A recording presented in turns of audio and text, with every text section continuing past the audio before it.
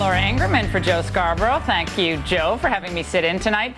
The intersection of faith and politics, perhaps more important this election than ever before, from issues of what? Partial birth abortion to gay marriage to embryonic stem cell research, which involves cloning of human embryos. With me now, Bush advisor Ralph Reed, and he used to be the executive director of the Christian Coalition, and author Sam Harris. He wrote the book, The End of Faith, Religion, Terror, and the Future of Reason. Welcome to both of you. Thank you, Laura.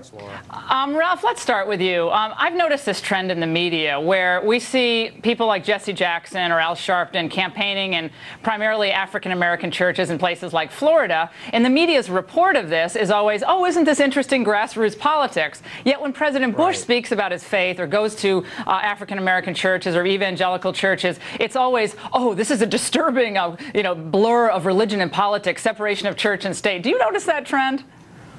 Well, I think there's clearly a double standard, and I don't think we've ever seen that double standard more dramatically underscored than in 2004. John Kerry has openly campaigned in churches, which George W. Bush has not done.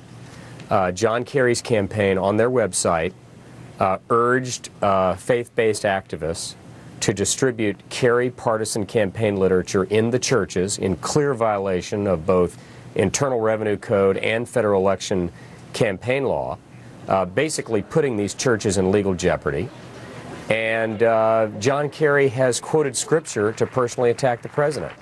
So I think John Kerry has used religion as a weapon and as a means of dividing. And I think the president sees his faith as something that unites and doesn't divide, and something that is a force of compassion and hope and healing. And I think there's a very dramatic contrast. I don't know how big of a factor it will be in the election, frankly. I think that I just got back from Florida this morning. I'm on my way back there tomorrow. I can tell you that we've got 10,000 precinct chairs and co-chairs in each of the 6,734 precincts of that state. People are fired up, they're ready to vote, and they're coming. Let's go to author Sam Harris. Sam, in your book, The End of Faith, in one passage you talked about a religious conviction in some cases being like almost a mental illness, and you and I discussed that the other day on my radio show. I want to put up a graphic on the screen which discusses people who attend religious services regularly and those who don't, and we're going to go through it. Those who attend religious services regularly, 63%, according to Pew, last time they did this poll, voted Republican. Only 37% voted Democrat. How do you explain that? Right. Well, I think this electorate really is divided perfectly along religious lines. As you say, there's no greater predictor of how someone's going to vote on Tuesday than church attendance. And I think this should be very troubling to all of us, because the double standard we really should be talking about is how faith gets a pass, how unjustified religious beliefs gets a pass in discussions of social policy in a way that no other form of irrationality gets a pass. I mean, if I come on your show, the one thing you don't have to respect about me are my mere beliefs. You ask for good reasons. When I believe something strongly without evidence, you dismiss me. If I believe the Holocaust never happened, you dismiss me. But if I tell you that I know that the creator of the universe is against gay marriage, and I know this because I know a certain book was written by God, you have to give me a pass, Sam, and I think we're paying a terrible price for that. Sam, I think you would concede that you're not a man of deep faith. I mean, you grew up in a secular household. Your parents were secular. I assume you're atheist, right? Well, no, I actually believe that there is a range of human experience. But you're not Christian or Jewish or Muslim exclusively. You're just kind of all things at one time, right?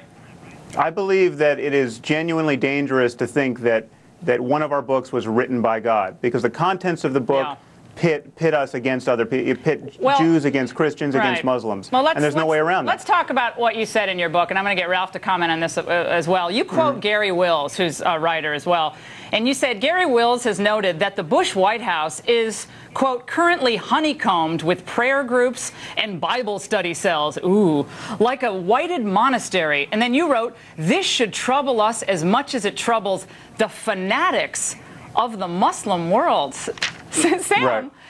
I got to tell you something. That sounds like the old style anti-religious bigotry that we used to hear when it was applied to Catholics in the early part of the last century. And yet you write this as a Stanford academic with this great sense of triumph. And I don't know about you, but I think most Americans aren't afraid at all that the fact that President Bush prays. They actually find it empowering themselves. Right. If you were praying to Zeus, however, they would feel very differently about it. He's not praying to Zeus, Sam. Let's get Ralph Reed into this. Ralph, I got to tell you, I think it's religious bias, and I think what Sam says in his book is actually reflected oftentimes in the reporting of some of the mainstream newspapers, this kind of looking down your noses at people who have Bible studies or people who pray or people who believe that abortion is the killing of life.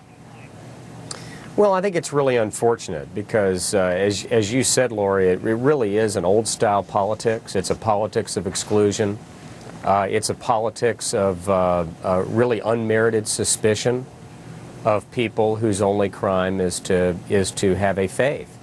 And you know, John Kennedy addressed this in 1960 when he ran as a Catholic, when there was still that kind of feeling about Roman Catholics.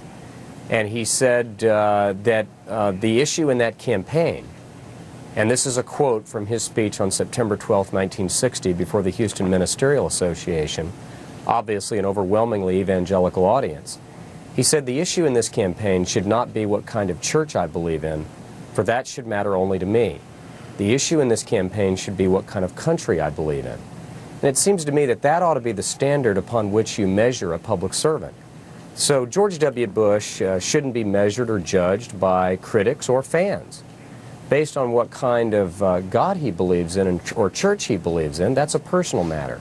What should Ralph, matter the is situation we're in. If I could just finish, I didn't interrupt you. Sure. Let me just finish this statement. Okay. It should matter what is his strategy to win the war on terrorism.